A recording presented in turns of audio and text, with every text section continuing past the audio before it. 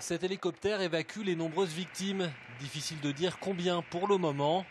Un attentat vient d'avoir lieu dans une file d'attente devant le Vent d'Espace. Un exercice en conditions réelles pour coordonner les différents services.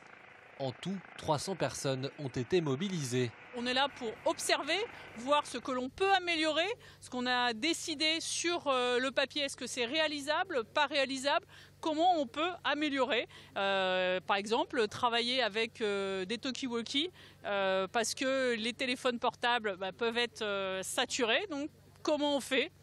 Voilà, c'est des choses qu'on améliore tous les jours par des exercices, mais aussi malheureusement par le réel, comme ça a pu être le cas à Sainte-Flève-des-Loups. Cet exercice émane directement d'une demande du ministre de l'Intérieur liée aux multiples attentats subis en France. L'exercice Attentat Novi, qui signifie nombreuses victimes, a fait travailler main dans la main forces spéciales, secours et police judiciaire. Les services préfectoraux et le parquet de La Roche-sur-Yon étaient aux manettes de cette opération, qui est une première sur le département. Évidemment, il faut qu'on soit prêt, il faut qu'on se prépare, il faut qu'on apprenne à bien et mieux travailler ensemble. On ne fait jamais assez de progrès dans cette démarche.